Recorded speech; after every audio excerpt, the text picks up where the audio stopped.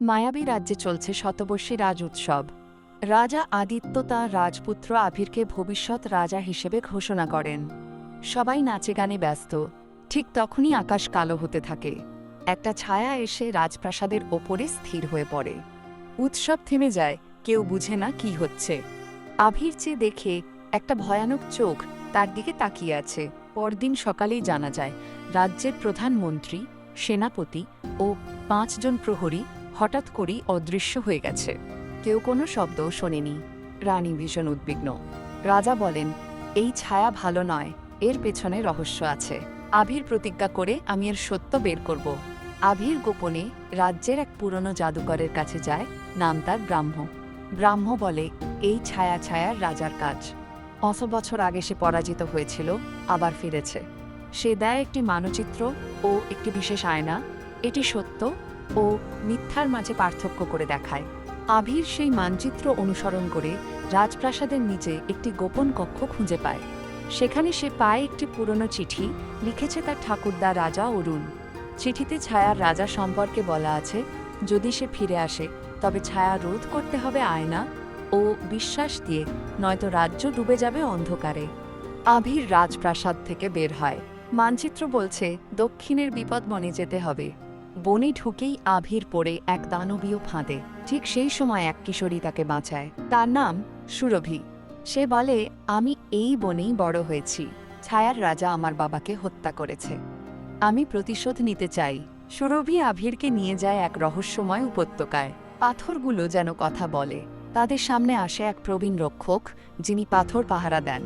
তিনি বলেন, তোমরা যদি ছায়ার বিরুদ্ধে লড়তে চাও তবে তোমাদের আগে প্রাচীন বিশ্বাসের পরীক্ষা পাশ করতে হবে। সেই রাতেই শুরু হয় তাদের প্রথম জাদুময় পরীক্ষা। পরীক্ষা হিসেবে তারা প্রবেশ করে মায়ার গোলকধাঁধায়। প্রতিটি মোড়ে এক এক রকম বিভ্রান্তি। সুরভি নিজের মৃত বাবাকে দেখে, আভির দেখে তার মা কান্নাকাটি করছে। কিন্তু আয়না ব্যবহার করে বুঝে যায় এসব ভ্রম। তারা বেরিয়ে আসে এবং পায় একটি জাদু তলোয়ার যা মিথ্যাকে কাটতে পারে। আভির ও সুরভির বন্ধুত্ব গাঢ় হতে থাকে। তারা একে অপরকে বিশ্বাস করতে শুরু করে। আগুন জ্বালিয়ে রাতে বসে গল্প করে। সুরভি বলে, আমি ছোটবেলায় স্বপ্ন দেখতাম একজন রাজপুত্র এসে আমাকে ভয় থেকে মুক্ত করবে। আভির হাসে, আমি রাজপুত্র, তবে তোমার সাহসের কাছে আমি কিছুই না। পরদিন হঠাৎ করে বনে নেমে আসে ঘন কালো কুয়াশা। ছায়ার সৈন্যরা হানা দেয়। এরা অদৃশ্য হয়ে আঘাত করে। আভির তলোয়ার চালায়, সুরভি লড়াই করে ঝাড়ফুঁকের তীর দিয়ে। ভয়ঙ্কর যুদ্ধ হয়। অনেক কষ্টে তারা রক্ষা পায়, কিন্তু সুরভি আহত হয়।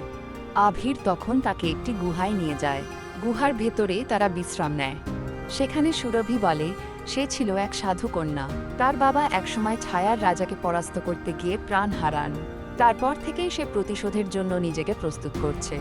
গুহার দেয়ালে আঁকা চিত্রে দেখা যায় সেই ছায়ার রাজা ও তাকে থামানোর উপায়। গুহার দেয়ালের পাশে একটি আয়না জ্বলে ওঠে। সুরভি হঠাৎ তার বাবার ছায়া দেখতে পায়, যিনি বলছেন, বাড়ি চলো, সব ভুলে যাও। আভিরও দেখে তার প্রাসাদের এক দৃশ্য, যেখানে রানী কাঁদছে। তারা আয়না ব্যবহার করে বুঝে ফেলে এগুলো ছায়ার বিভ্রম। এই আয়নার সামনে সত্য ছাড়া কিছুই টিকবে না। তারা পরীক্ষা উতরে যায়। সন্ধ্যায় এক পিশাচ পাখি তাদের সামনে এসে পড়ে। পাখির মুখে একটি চিঠি ছায়ার রাজা পাঠিয়েছে। সেখানে লেখা, ফিরে যাও রাজকুমার, এই খেলায় তুমি জিততে পারবে না। আভির চিঠি ছিঁড়ে ফেলে বলে, এইবার সে ভয় পাচ্ছে, আমরা ঠিক পথেই আছি। সকালবেলা একটি তরুণ যোদ্ধা তাদের সামনে এসে দাঁড়ায়। তার নাম তেজ। সে নিজেকে ছায়া শিকারী বলে পরিচয় দেয়। তেজ জানায় সে বহুদিন ছায়ার সেনাদের গতিবিধি অনুসরণ করছে। সে তাদের সাহায্য করতে চায়।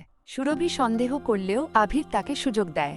৩ জন পাহাড় বেয়ে উঠে দূর থেকে দেখে এক বিশাল দুর্গ, অন্ধকারে মোড়া, বাতাসেও কেমন যেন ভারী কিছু। দুর্গের উপরে কুয়াশার ভেতর থেকে ঝলসে ওঠে একটি চোখ। ছায়ার রাজা সবকিছু দেখছে। সুরভির গায়ে কাঁটা দেয়, কিন্তু আভির বলে, তাকিয়ে থাক, আমরা আসছি। তারা এক প্রাচীন ধ্বংসস্তূপে পৌঁছে, যেখানে এক জাদুকরী বসবাস করতেন বলে শোনা যায়। সেখানে তারা খুঁজে পায় এক পুরনো জাদুগ্রন্থ। এতে লেখা আছে ছায়ার জাদু ভাঙার মন্ত্র। কিন্তু বইটি বন্ধুত্ব, সাহস ও আত্মত্যাগ ছাড়া নিজেকে খুলে না। বইটি ধীরে ধীরে আলোকিত হতে থাকে তাদের বন্ধুত্বের শক্তিতে। তারা পৌঁছে এক রহস্যময় বিলের ধারে। জল যেন আয়নার মতো, কিন্তু ছুঁতেই হাত অদৃশ্য হয়ে যায়। এক ছায়া জলদানব তাদের আক্রমণ করে। তেজ তার জাদু ছুরি দিয়ে সেটিকে বাধা দেয়, আর আভির ও সুরভি একসঙ্গে তলোয়ার চালিয়ে দানবটিকে ছিন্নভিন্ন করে। ছায়া জল ফেটে গিয়ে শান্ত হয়। তারা একটি পুরনো মন্দিরে আশ্রয় নেয়।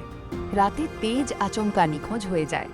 সকালে আভির দেখে জাদুগ্রন্থ খোলা, তেজের হাতের ছাপ সেখানে। সুরভি রেগে যায়, আমি বলেছিলাম ও বিশ্বাসযোগ্য না। আভির চুপ থাকে। তেজ কি সত্যিই তাদের বিশ্বাসঘাতকতা করল? তেজ চলে যাওয়ায় আভির কিছুটা মনমরা। সুরভি বলে, তুমি রাজা হতে যাচ্ছ? শুধু শক্তি দিয়ে হয় না, মনও শক্ত হতে হয়। তারা একটি বটগাছের নিচে ধ্যান করে। সেখানে তারা এক রহস্যময় শক্তি অনুভব করে। এক স্বপ্ন আসে যেখানে তাদের ভবিষ্যৎ দেখায় ছায়ার রাজার সঙ্গে মুখোমুখি যুদ্ধ। পথে তারা পড়ে এক গ্রামের ধ্বংসাবশেষে, যেখানে সবাই অদৃশ্য হয়ে গেছে। হঠাৎ একটি ছায়া তাদের চারপাশে জাল বুনে ফেলে। তারা আটকে পড়ে। ঠিক সেই সময় কেউ একজন ছায়া কেটে ফেলে, মুক্ত করে তাদের সে তেজ। সে বলে, আমি ছায়ার জাল থেকে পালিয়ে এসেছি, এখন পুরোপুরি তোমাদের দলে। সুরভি ধীরে ধীরে তেজকে ক্ষমা করে।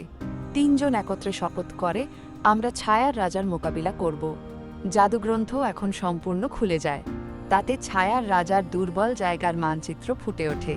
তারা এগিয়ে চলে ছায়ার দুর্গের পথে। এবার যুদ্ধ অবশ্যম্ভাবী।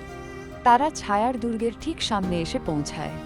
দুর্গের বিশাল কালো দরজার উপর আঁকা এক ভয়ঙ্কর মুখ হঠাৎ জেগে ওঠে।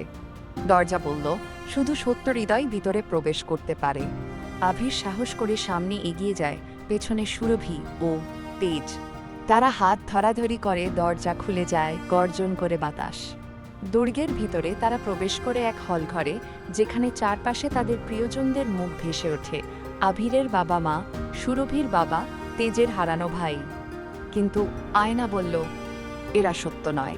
আভির তলোয়ার চালিয়ে বিভ্রম কাটিয়ে দেয়। এই ছিল ছায়ার প্রথম মানসিক ফাঁদ। এক সিঁড়ি বেয়ে উপরে ওঠার সময় ছায়ার সৈন্যরা ঘিরে ধরে। তেজ বলে, তোমরা যাও, আমি ওদের আটকে রাখি।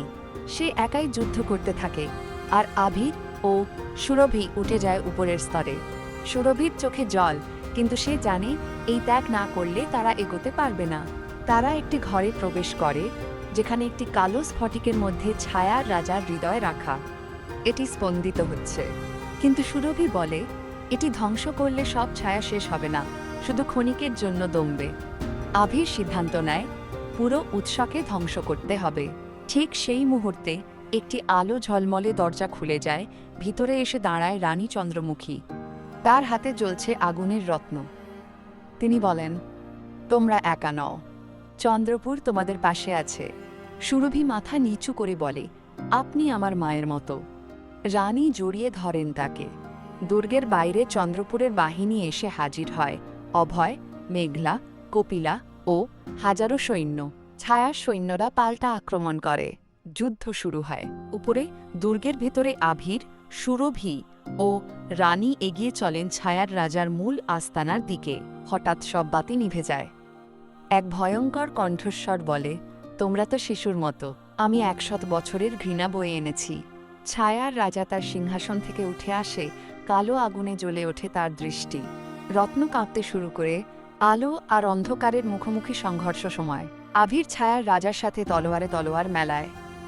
সুরভি জাদুতীর ছোড়ে, রানী আগুনের রত্ন দিয়ে প্রতিরক্ষা দেয়।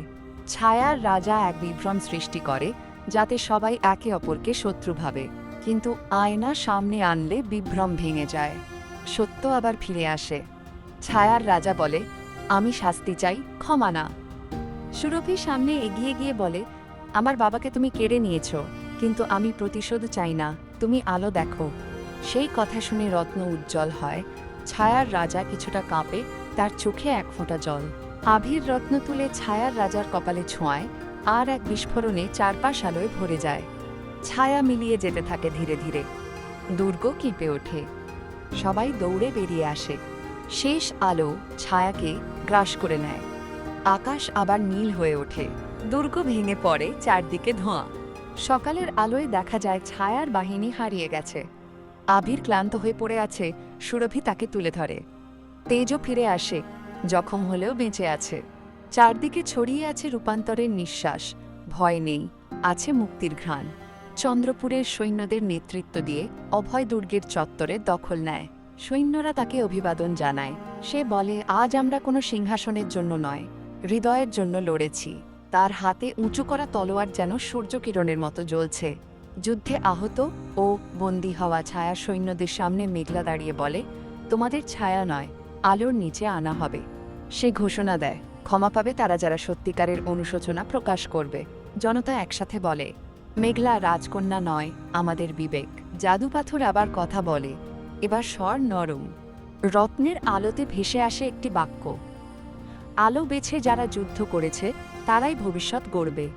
রানী চন্দ্রমুখী পাথরে হাত রেখে বলেন, আমার সময় শেষ, এখন সময় নতুন নেতৃত্বের।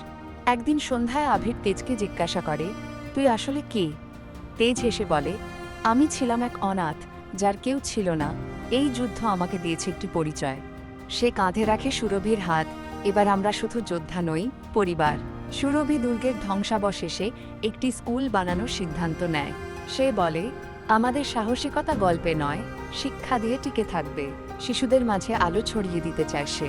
আবির চুপচাপ তাকিয়ে থাকে, তার চোখে ভালোবাসার দীপ্তি। রাজপ্রাসাদে বড় আয়োজন, সবাই সমবেত হয়েছে। আবিরকে রাজা হিসেবে অভিষিক্ত করা হয়, কিন্তু সে বলে, আমি একা রাজা নই, এই রাজ্যের প্রতিটি সাহসী হৃদয় আজ থেকে রাজা। সবাই দাঁড়িয়ে হাততালি দেয় আর সুরভি দূর থেকে হাসে। নতুন রাজসভায় আবির, মেঘলা, তেজ এবং সুরভি একসাথে দাঁড়িয়ে বলেন, কোনো ছায়া যেন আর কখনো ভয়ের জন্ম না দেয়, কোনো শিশু যেন আর কান্না না করে যুদ্ধের রাতে। এই রাজ্য হবে বিশ্বাস, ভালোবাসা আর ন্যায়ের মাটিতে গড়া। সুরভি রাজপ্রাসাদের বাগানে বসে, তার হাতে আছে সেই আয়না যা একদিন তাকে বিভ্রম থেকে মুক্ত করেছিল। সে জানে, আলোয় পৌঁছাতে হলে অন্ধকারকে পেছনে ফেলতেই হয়। সে আয়নায় দেখে নিজের প্রতিচ্ছবি আর দেখে একজন আলোকিত ভবিষ্যৎ। রাতের আকাশে তারা ভাসছে। রাজপ্রাসাদের ছাদে আবির ও সুরভি পাশাপাশি বসে আছে। আবির বলে, তুই ভাবছিস আমাদের গল্প এখানেই শেষ? সুরভি হাসে, না, এটা তো শুরু। দূর থেকে পাথরের আলো ভেসে আসে আর আকাশে তারাগুলো একসাথে জ্বলে ওঠে।